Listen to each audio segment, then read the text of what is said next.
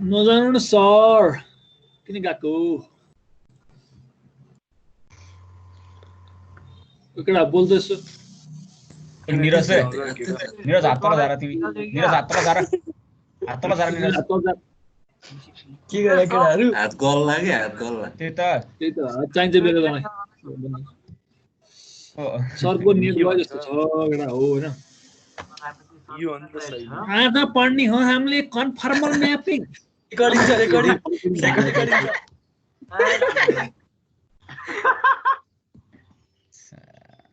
के हुँदैन डाउनलोड त हुँदैन रेकर्डिङ के गर्नु हुन्छ कुनै कुनैमा हुन्छ कसैमा हुँदैन के युट्युबमा हेर्न युट्युबमा के प्ले हुँदैन हैन मैले त गरेन छैन युट्युबमा हुन्छ युट्युबमा हेर आज त सबैजना रहेछ त यार विशाल युट्युब हेर न सर छैन अरु सब भन्छ आज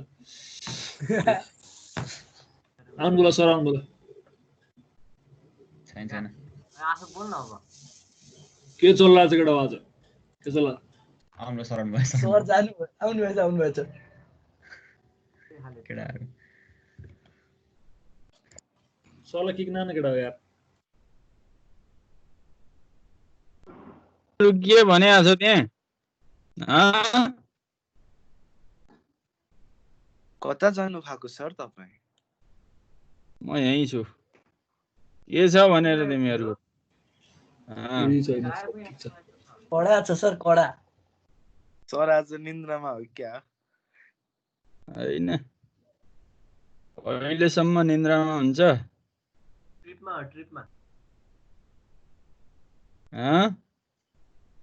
पोखराको सर बिहारको 12 बजे नै निन्द्रामा बस्नुहुन्छ ल हेर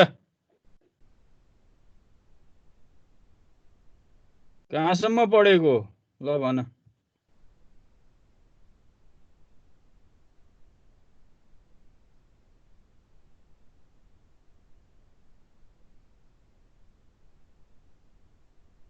ल हेर है हामीले अस्तिको क्लासमा हामीले कचेज इन्टिग्रल थ्योरम प्रुफ गरेर छोडेको हो कि हैन यसमा केही छ सोध्नु पर्ने ल भन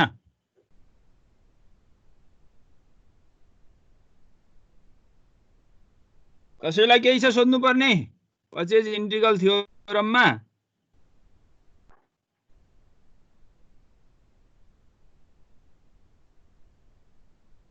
भाइ खोइ बोल्दैन रोल नम्बर 1 लाई छैन सर छैन ल त्यसो भए अब म अगाडि बढे है त यतिसम्म हामीले अस्ति प्रुफ गरेर सोध्यौं यो कचेज एक्सटेन्सन थ्योरम र नोडको बारेमा मैले भने कि भएन त्यो सुरु भयो छै भयो हैन भन त ल ठीक छ यो पनि त्यस्तो समस्याको विषय भएन हामीले त्यसलाई एक्सटेन्ड गर्ने मात्रै हो यसको मेन गरेर यो अर्को मैले एउटा थ्योरम प्रुफ गर्न जाँदै छु त्यो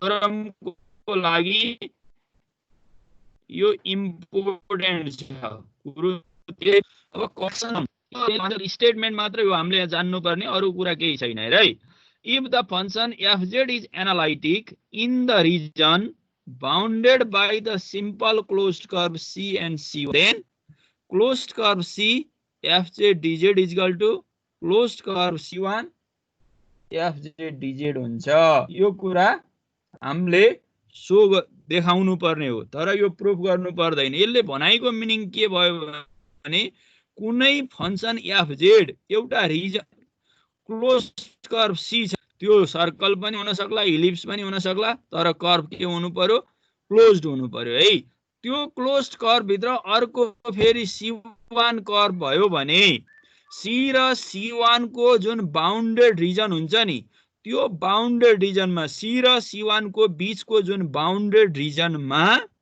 फंक्सन fz एनालाइटिक हुँदाखेरि C मा इन्टिग्रेसन गर्ने रिजल्ट र C1 मा इन्टिग्रेसन गर्ने रिजल्ट के हुन्छ इक्वल हुन्छ भनेर यसले भन्छ यो कन्सेप्ट केही छैन क्लियर भयो होला है अब नोटमा if the closed curve C1, C2, C3 dot dot dot Cn lies on a closed curve C, then यहाँ हेर है एउटा क्लोज्ड कर्व C छ त्यो भित्र n वटा क्लोज्ड कर्वहरु लाइज हुन्छन् भने त्यो whole closed curve equal sum of the parts of within C of closed curve. यसको कुरा त्यही हो, एउटा होल क्लोज्ड कर्व C छ भने त्यो भित्र जति पनि क्लोज्ड कर्वहरु ड्रा गरिन्छ त्यो सबैको सम चाहिँ होल क्लोज्ड कर्व हुन्छ। त्यही होल क्लोज्ड कर्वको integration over C of fz dz is equal to यो C1 देखि लिएर Cn सम्म मैले यहाँ राखेको छु, ती सबै क्लोज्ड कर्वहरु भित्र पर्छन् भने र fz एनालाइटिक छ भने कुरो त्यो सबैको समसँग के हुन्छ, क्लोज्ड कर्व C इक्वल हुन्छ, त्यसको इंटीग्रेशन इक्वल हुन्छ भन्ने कुरा यो सेकेन्ड नोटले गर्यो है। र यसमा त खास त्यस्तो केही छ भइराख ल, यो नोट र माथि एक्सटेन्सन थ्योरम हामीले प्रुफ गर्नु पर्दैन, यो ओन्ली युज को लागि मात्र यो केही छ भने राखिहाल त, यसमा म अगाडि बढ्छु नत्र।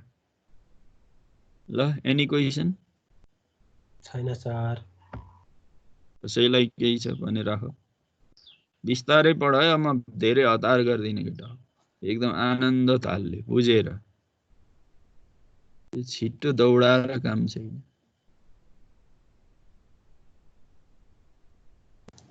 सर त्यो C1 C2 भनेको चाहिँ त्यो C कर्वकै त्यो पार्टिसन भित्र पर्नेहरु सबै के होल क्लोज्ड कर्व C भित्र C1 C2 C3 dot dot Cn सम्म क्लोज्ड कर्वहरु ड्रा गरियो भने त्यसले दिने इंटीग्रेशन त्यो को sum whole closed curve C सँग इक्वल हुन्छ भनेको। किन भित्र परेपछि त हुने भएन र, कर्वको भित्र पर्ने अर्कै कर्व हो कि? कर्व त जति पनि क्लोज्ड कर्व हुन पर्यो, जस्तो सुकै ड्रा गर्न नि सकियो, अर्कै कर्व होस् कि अरु के फरक पर्यो र, क्लोज्ड हुनु पर्यो। एउटा क्लोज्ड कर्व C भित्र त्यसका पार्ट्सहरु ड्रा गरियो भने, भित्र C1 C2 C3 ड्रा गरियो भने ती सबै त क्लोज्ड कर्व भित्र पर्यो नि, भने त्यसको total sum equal to whole closed curve हुन्छ भनेको हो के। सर क्लोज कर्वहरु नेस्टेड भयो भने चाहिँ के हो, कस्तो के हुन्छ, एउटै हुन्छ के अरे यो क्लोज्ड कर्वहरु नेस्टेड भयो भने के, क्लोज्ड कर्वहरु के भयो भने एउटा क्लोज कर्व छ, त्यो भित्र पनि अर्को क्लोज कर्व छ, त्यो भित्र पनि अझै एउटा क्लोज कर्व छ के, त्यस्तो भयो नि। त्यस्तो त आउँदै आउँदैन है, त्यस्तो खालको आउँदै आउँदैन। अनि ल प्रब्लम आएन र त्यस्तो भयो भने चाहिँ के हुन्छ भन्नु खोजे के, त्यो भयो नि त डिफाइन नै हुँदैन नि, फंक्सन एनालाइटिक नै हुन पर्यो नि त, यतिकै भएर त भएन नि, फंक्सन डिफाइन नै हुन पर्यो नि भाइ है, जति पनि खिच्छु भनेर त भएन नि। अनि ल अब क्लोज कर्व भन ल, सर्कलै छ अरे, ल तीनटा सर्कल, एउटा भित्र अर्को भित्र अर्को छ अरे, त्यस्तो भयो भने के हुन्छ? त्यस्तोमा त इक्वल हुँदैन, त्यो भनेको तिम्रो वानले बाउन्डेड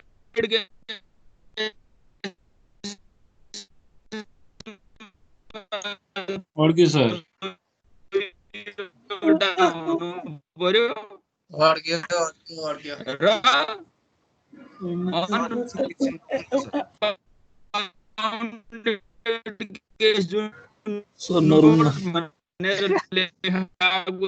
केही बुझिएन सर बोलेको,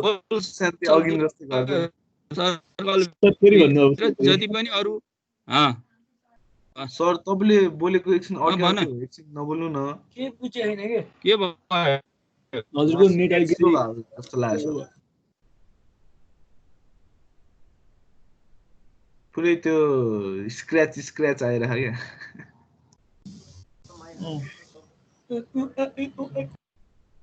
क्या। के भयो भन न, सुन्दैन सर, नेट प्रब्लम भयो के, आवाज बुझ्दैन क्या हजुरको।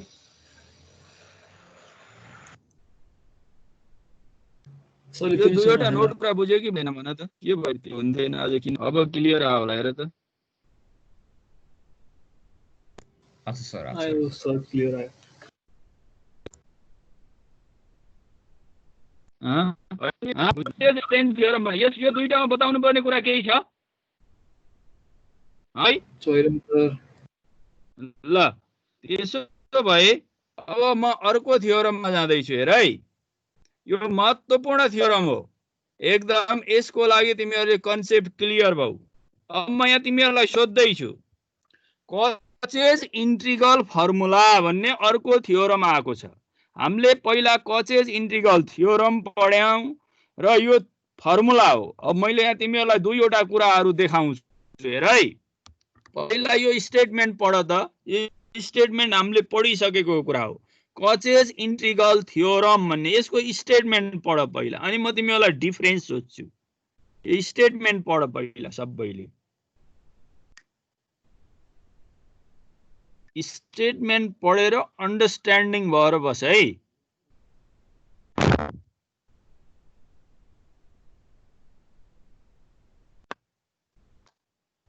यो भयो, यो अब देखाइराख्नु पर्छ। हेर त्यस पछाडि मैले अब अर्को देखाएँ हेर, कचेज इन्ट्रिगल फर्मुला। यसको स्टेटमेन्ट पढ। यसको स्टेटमेन्ट पढ्ने।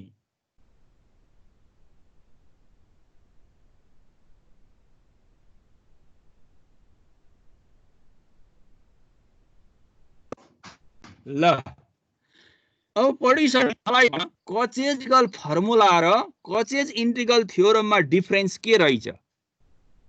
ल रोल नम्बर 2 ले बताऊ त के छ?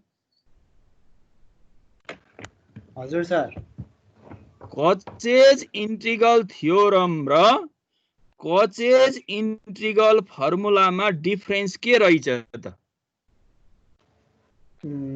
त्यही के भन्छ, त्यो चाहिँ सबै त्यो इन्ट्रिगल चाहिँ एउटा पोइन्टमा हुन्छ, त्यसमा चाहिँ सबै ठाउँमा हुन्छ। अझै क्लियर आएन है। मैले यहाँ डिफरेन्स मात्रै खोज्दैछु तिमीहरूलाई, डिफरेन्स मात्रै खोज्दैछु। अर्कोलाई म सोध्छु, रोल नम्बर 5 ले भन त।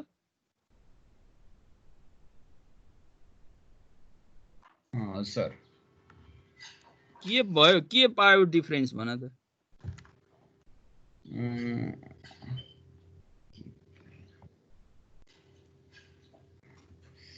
खै सर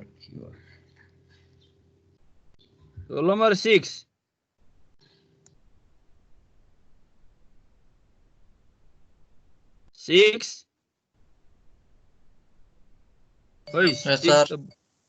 के पायो तिमीले डिफरेन्स? खै के हो, कसलाई आउँछ? आउनेले भन त, प्रश्न आउनेले। अब म रोल नम्बर भन्दा नि प्रश्न आउनेले, नत्र मैले अगाडि बढाउनु परिहाल्यो।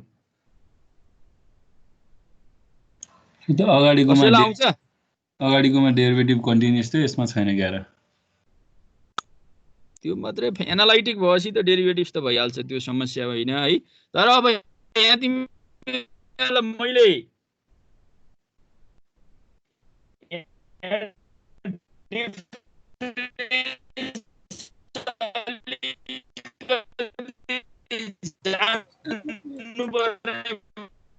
बुझेन कि सर? यो कुरा खोतल्न खोजेको हो। कचेज इन्ट्रिगल फर्मुला र कचेज के भयो त? केही पनि बुझेन कि सर हजुरले भने? नाति न नाति।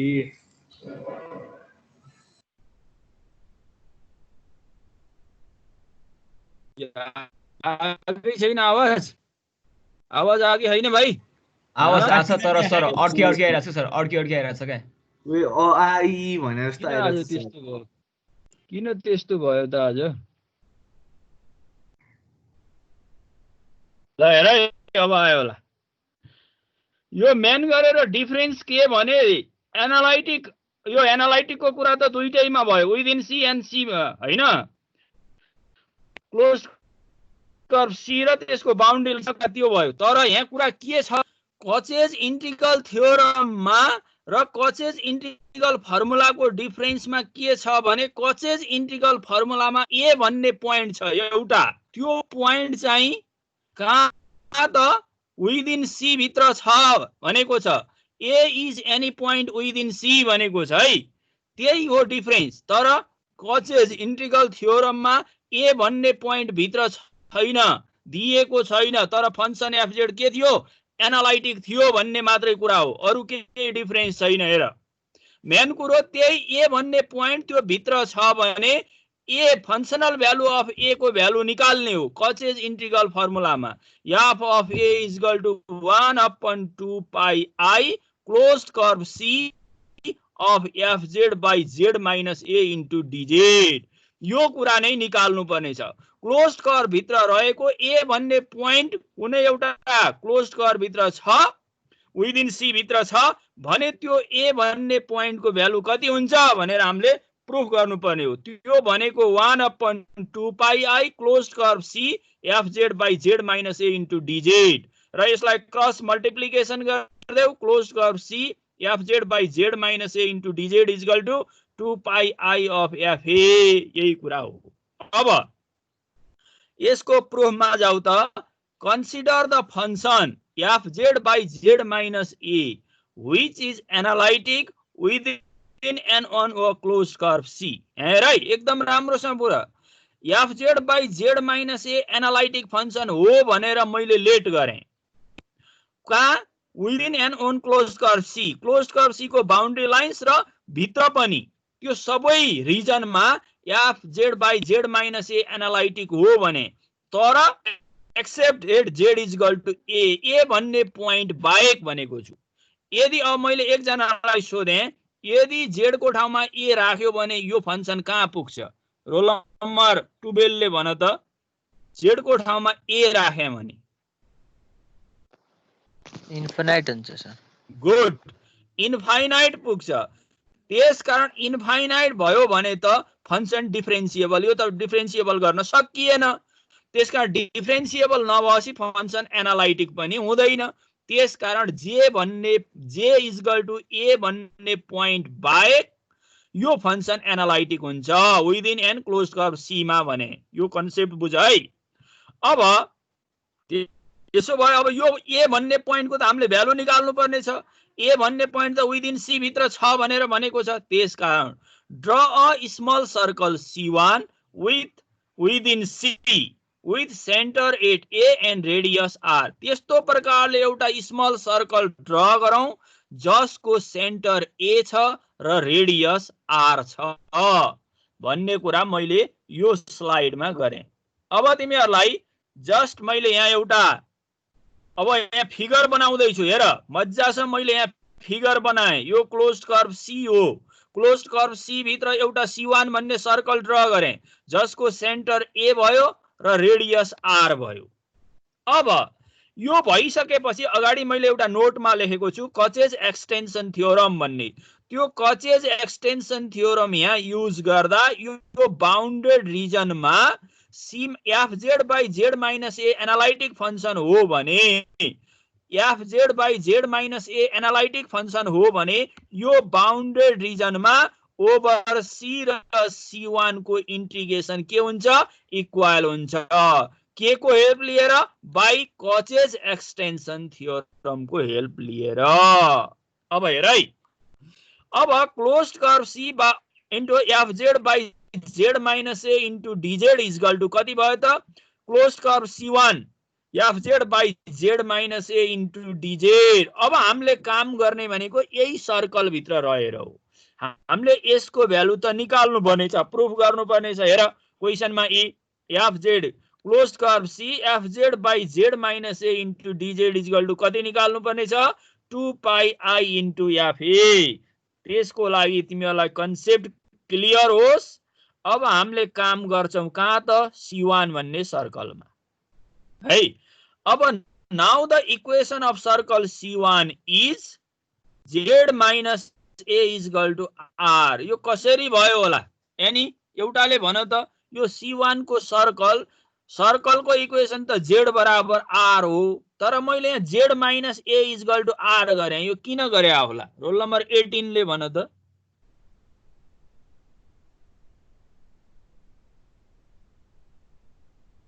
खोइ रोल नम्बर 18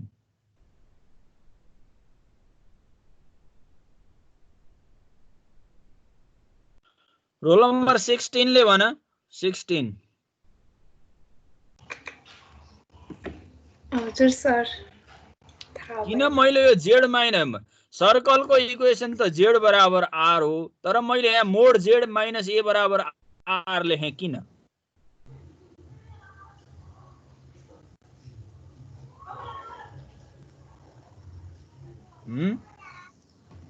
आउँदैन भने केही छैन, म भनौँला, भन छोड ल। रोल नम्बर अब अरूकोले भन। रोल नम्बर 14 ले भन त। 14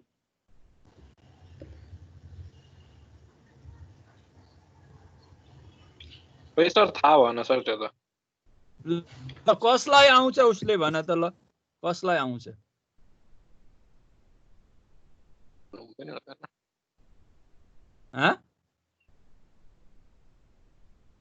सर त ए भन्ने चाहिँ सी मा हो कि C1 मा लाइ गर्ने? C1 मा, C1 मा नट सी मा। C1 को सर्कमफरेन्समा लाइ गर्छ ए भन्ने चाहिँ। गुड। त्यो सारेको हो, सेन्टर सारे जस्तो छ, सर्कललाई सारेको जस्तो छ। अब C1 भन्ने सर्कलको इक्वेसनै यही भएन र? सेन्टर ए हुँदा भयो हो, त्यही भनेको। यो C1 सर्कलको सेन्टर ए र रेडियस आर हुँदा z minus a equal to r भन्ने भएन? त्यही कुरा सोधेको हो के मैले। यहाँ अरू कुरा केही सोधेको छैन। The equation of circle C1 is, यो C1 को सर्कल जेड बराबर आर त हुन्थ्यो, तर अहिले सेन्टर के हुँदा? ओरिजिन हुँदा। तर अहिले सेन्टर कति छ? ए छ, त्यसकारण z minus a equal to r भयो। कन्सेप्ट क्लियर होस् है।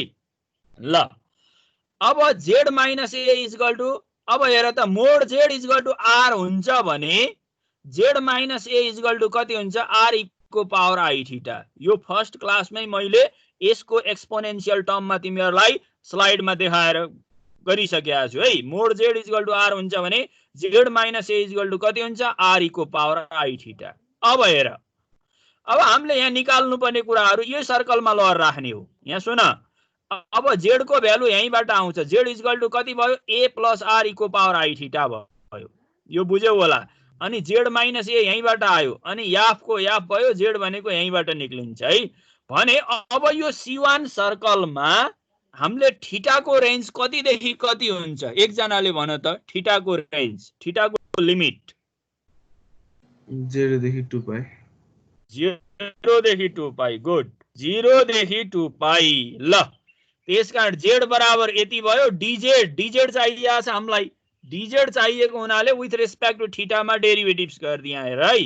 आई आर इको power i theta d theta and theta varies from 0 to 2 पाई।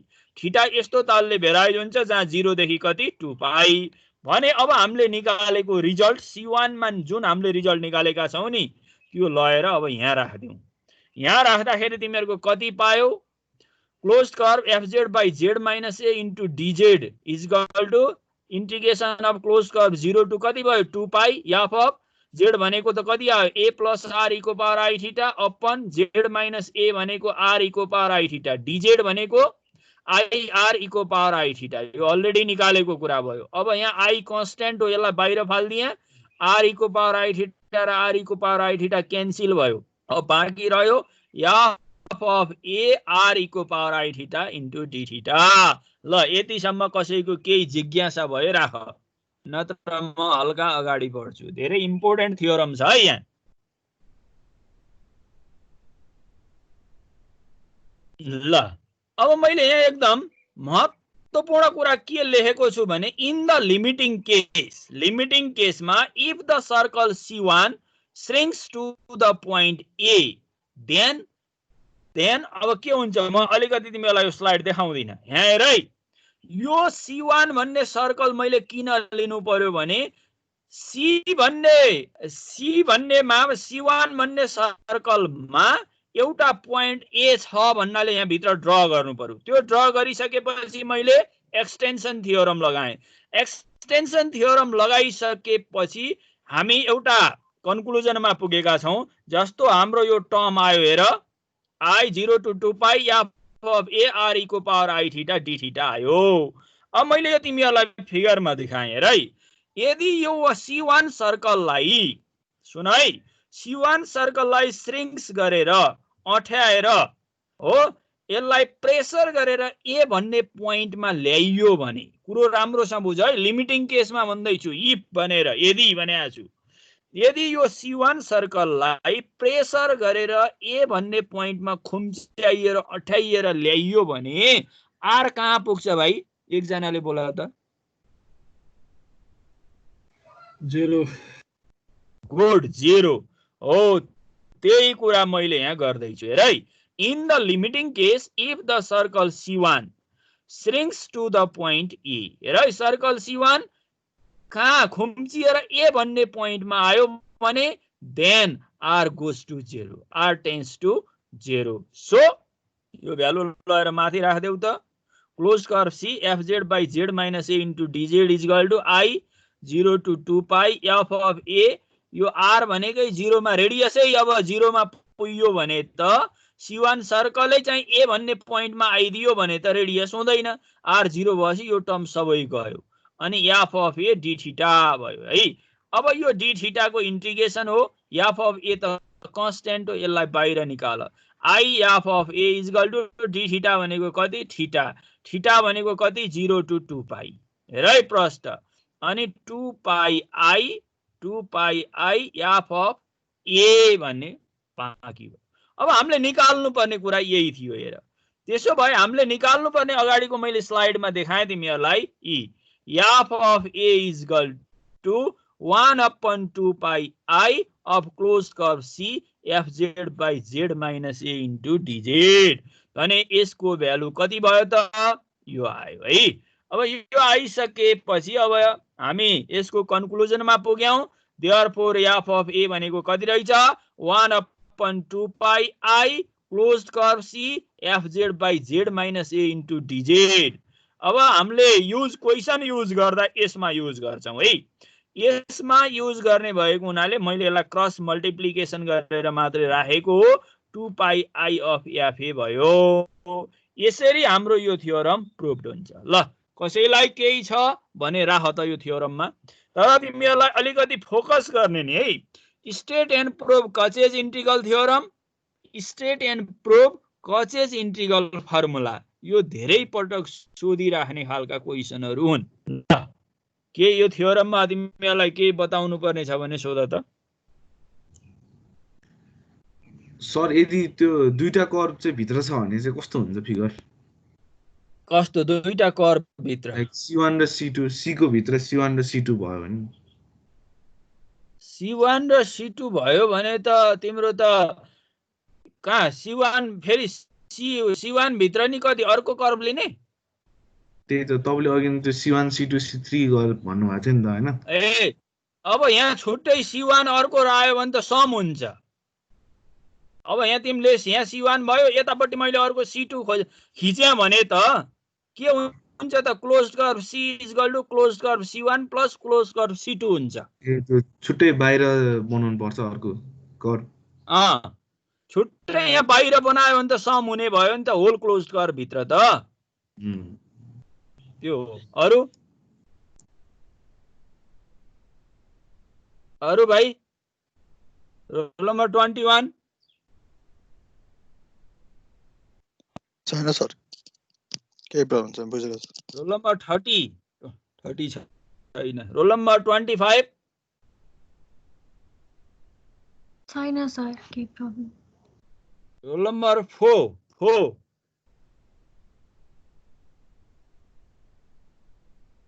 कहाँ गयो 4? रोल नम्बर 4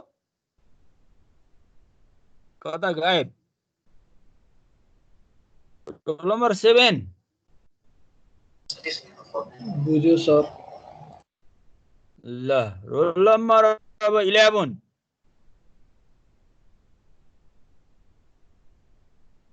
11 खोइ रोल नम्बर 13 केही छैन सर। ल रोल नम्बर 17 छैन सर। ल ठिक छ। त्यसो भए अब यो थ्योरम मजासँग पढ है। मैले पछाडि आज स्लाइड पठाइदिन्छु यो कोर्सको। अब असाइनमेन्ट चाहिँ म अर्को हप्ता मात्रै अपलोड गर्छु। तिमीहरूको असाइनमेन्ट बुझाउने डेडलाइनै बाँकी छ। यो क्लास नोट चाहिँ म पठाइदिन्छु यो क्लास सकिएपछि।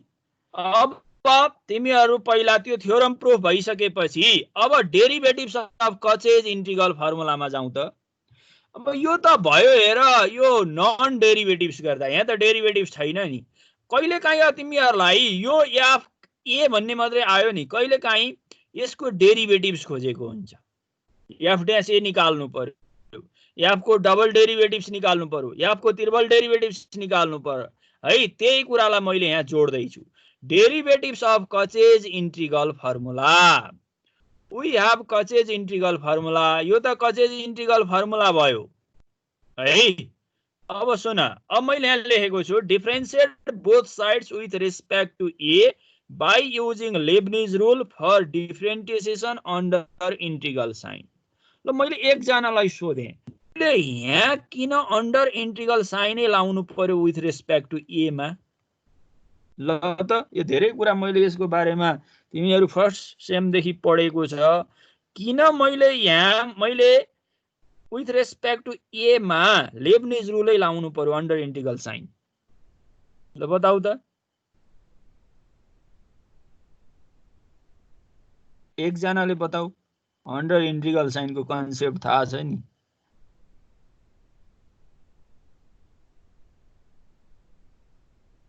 भाइ खै रोशनीले भन्ला जस्तो छ। रोशनी सर थाहा भएन।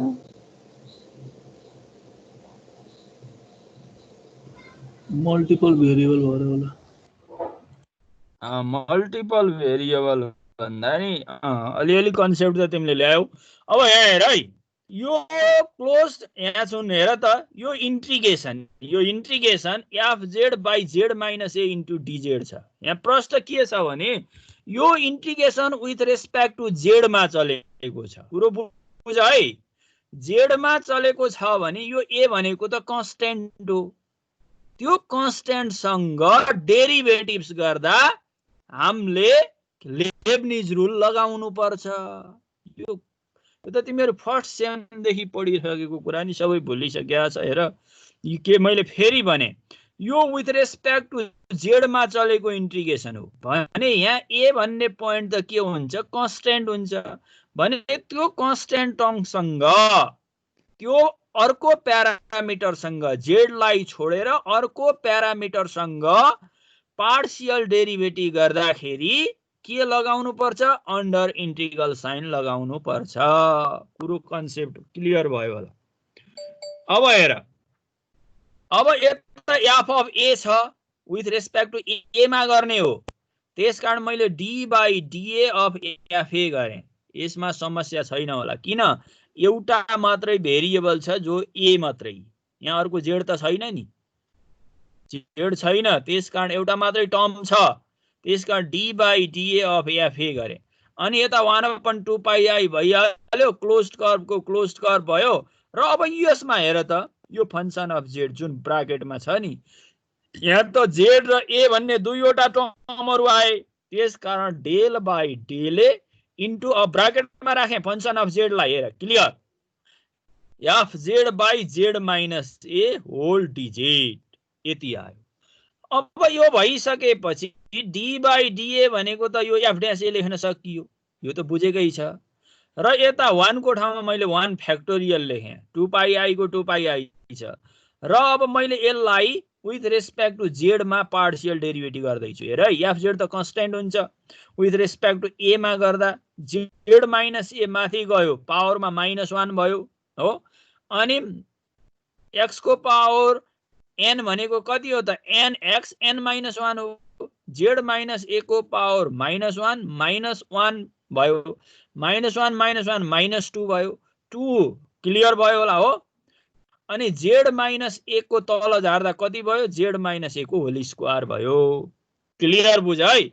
र अगाडिको -1 कहाँ गयो होला भन्नु होला फेरि, z -1 को पावर त -1 छ नि, त्यो -1 नै छ। फेरि यो भित्र आऊ, z -a लाई विथ रेस्पेक्ट टु फेरि केसँग गर्दा, a सँग गर्दा यहाँ -1 आउँछ। त्यो माइनसले अगाडिको माइनसलाई मल्टिप्लाई गर्दा के बनायो, प्लस बनायो। यसरी fz बाई z -a को होल स्क्वायर इन्टु dz भयो। यो भनेको तिमीहरूको फर्स्ट डिफरेन्सिएट गर्दा। अब मैले यतिमा मात्रै छोडेको छैन, फेरि मैले फेरि यही फंक्सनलाई फर्स्ट डेरिभेटिभमा त निकाले, अब सेकेन्ड डेरिभेटिभमा कति होला भनेर खोज्दैछु। फेरि also differentiate both sides with respect to a by using Leibniz rule for differentiation under integral sign। फेरि यसलाई with respect to a मा under integral sign लगाउँदा d by dA of f dash a यो बुझिहाल्यौ। अनि यता 1/2 pi I closed curve c del by डेले भयो, पार्शियलमा जानु पर्यो। अहिले फंक्शन अफ z भनेको कति छ, fz बाई z -a को होल स्क्वायर इन्टु dz। यो टर्म राख्यो। अब यसको इन्टिग्रेट गर, यसको डेरिभेटिभ्स गर त, z-1/z -a को होल स्क्वायर को इन्टिग्रेट कति हुन्छ, कति हुन्छ भन्दाखेरि मैले अर्को स्लाइडमा यहाँ प्रश्न देखाएको छु तिमीहरूलाई। z -a को पावर त माथि जाँदा -2 हुन्छ, अनि 2 त अगाडि आउँछ, त्यहाँ मैले 2 फ्याक्टोरियल लेखेको छु है, -2 आउँछ। अनि z -a को पावर -2 -1 गर्दा -3 हुन्छ, त्यो -3 लाई फेरि तल झार्दा z -a को होल क्युब हुन्छ, अनि z -a लाई फेरि विथ रिस्पेक्ट टु a मा गर्दा -1 हुन्छ। त्यो कुरा मैले यहाँ चट्ट लेखेको छु। ल हेर, प्रत्येकले राम्रोसँग हेर्ने। f second derivatives of a अगाडिबाट 2 आएको थियो, -2 आएको थियो, तर यहाँ -a सँग गर्दा -1 आएको हुनाले +2 भयो। अनि 2 लाई मैले 2 फ्याक्टोरियल को रूपमा लेखेँ, 2 pi I fz by z -a को होल क्युब इन्टु dz। यो ओन्ली पार्शियल डेरिभेटिभ गरेको हो, यसमा कुनै समस्या होला जस्तो मलाई लाग्दैन।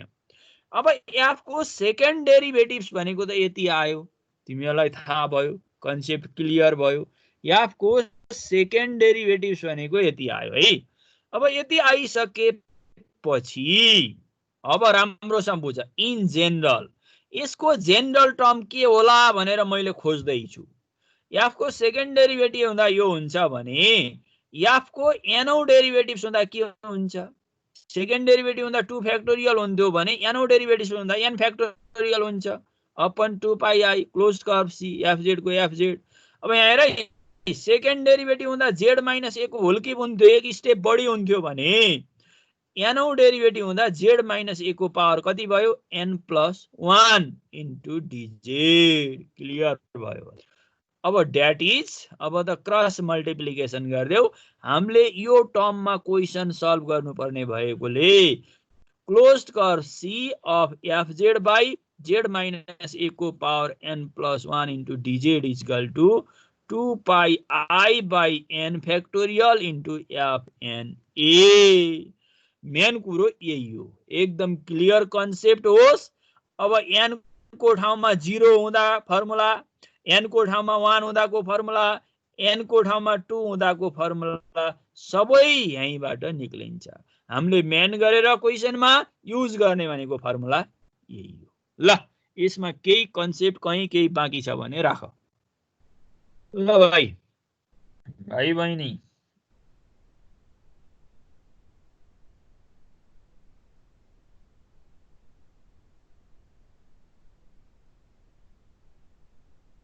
निरजलाई केही छ कि? सर अगाडिको स्लाइड हैन सर, निरज हैन अगाडिको। ल हेर, हैन सर, किन छैन। ल ल ल यसमा हेर, कसले अगाडिको स्लाइड भन्दै थियो। ल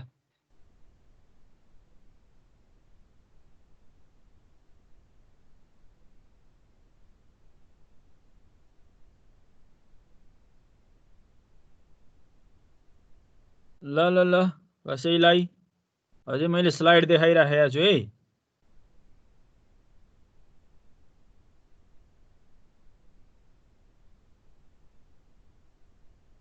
पारसलाई केही छ? पारस पारस कहाँ गयो? पारस कता गायब भयो? ज्ञानेन्द्र हजुर सर छैन। केही छ भने सोध है। विशान्तलाई छैन सर। ल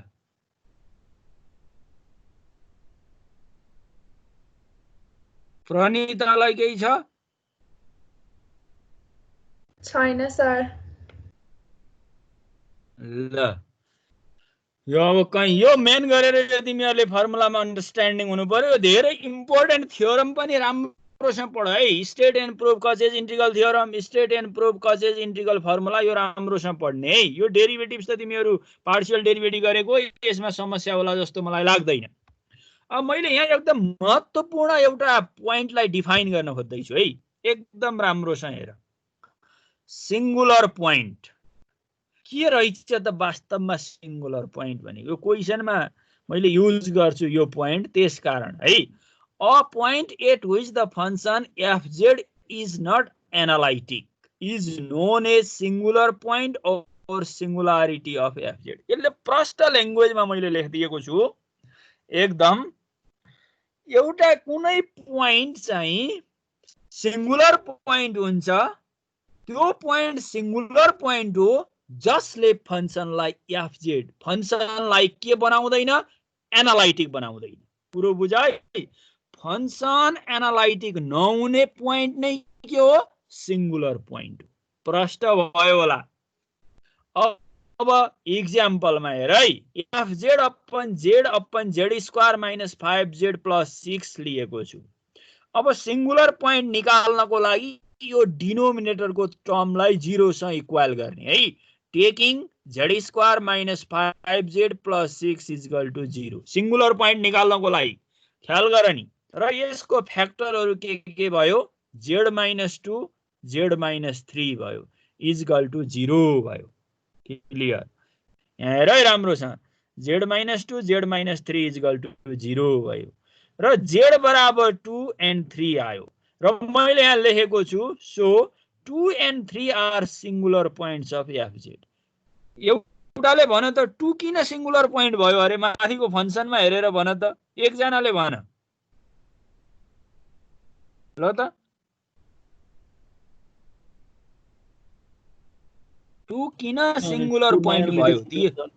2 मा इन्फिनिटी हुन्छ, 2 मा इन्फाइनाइट हुन्छ, 3 मा पनि इन्फाइनाइट हुन्छ, एनालाइटिक हुँदैन, त्यही भएर सिंगुलर पोइन्ट। गुड हो, कन्सेप्ट क्लियर भयो। अब तिमीहरूले z बराबर यहाँ 2 राख्यौ भने, यो डिनोमिनेटरमा 2 राख्यौ भने समथिङ बाई 0 हुन्छ। समथिङ बाई 0 भनेको त इन्फाइनाइट भयो। अब इन्फाइनाइट भइसकेपछि के फंक्शन डिफरेन्सिएबल हुन्छ त? हुँदैन। अब फंक्शन डिफरेन्सिएबल भएन भने फंक्शन एनालाइटिक हुँदैन। क्लियर भयो होला? ल अब फेरि z बराबर 3 राख त। z बराबर 3 राख्दा पनि डिनोमिनेटरको टर्म 0 हुन्छ। त्यसकारण समथिङ बाई 0 भयो। यो बेला पनि इन्फाइनाइट भयो। इन्फाइनाइट भएपछि त्यसले डेरिभेटिभ्स पनि एक्जिस्ट गर्दैन। कुन पोइन्टमा? मैले अगाडि एनालाइटिकको डिफाइन गरेको थिएँ, यही बेसमा लिएर एनालाइटिक फंक्शनमा यो कुरा यससँग एकदम रिलेटेड छ है। अब यो 3 राख्दा पनि यो फंक्शन एक्जिस्ट हुँदैन, f' एक्जिस्ट हुँदैन। अब त्यसो भए अब फंक्शनै एक्जिस्ट भएन भने त्यसको डेरिभेटिभ्स एक्जिस्ट हुने कुरै भएन। डेरिभेटिभ्स एक्जिस्टै भएन भने त्यो पोइन्टको लागि, कुन पोइन्टको लागि? z बराबर 2 र z बराबर 3 भन्ने पोइन्टको लागि फंक्शन एनालाइटिक पनि हुँदैन। कन्सेप्ट क्लियर भयो? क्लियर भयो भाइ? केही छ सिंगुलर पोइन्टको बारेमा? भयो सर। ल अब त्यसो भए सुन, त्यसो भए z को ठाउँमा 1 राख त।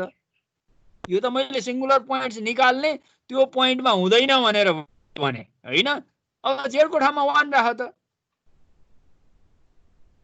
कति आयो z को ठाउँमा 1 राख्दा?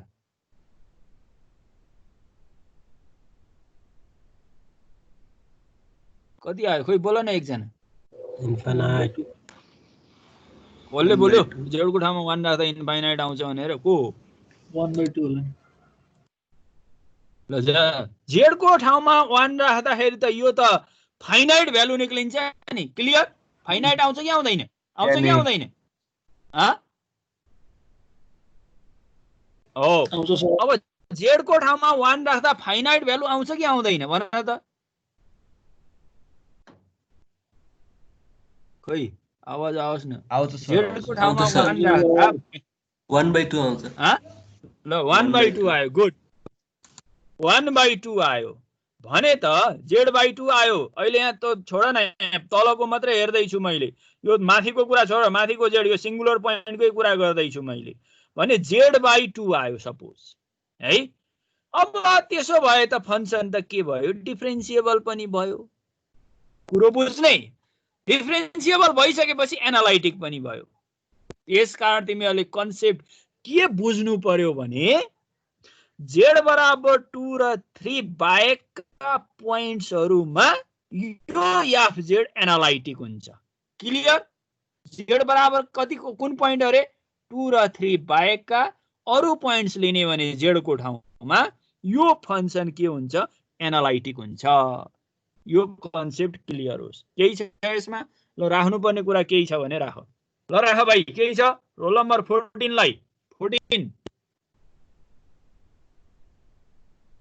कहाँ गयो 14 केही छैन सर केही छैन रोल नम्बर 12 छैन सर छैन बुझ्यो हैन सिंगुलर पोइन्ट को कन्सेप्ट केही छ यसमा बुझ्यो सर ल रोल नम्बर अब 21 छैन सर ल त्यसो भए सबैले बुझ्यौ भने अब आजको टाइम पनि सकियो है ल अब मैले यसलाई चाहिँ अफ गर्दिए र तिमीहरुको यहाँ ब्याकअप आए एकछिन आउट नभऊ है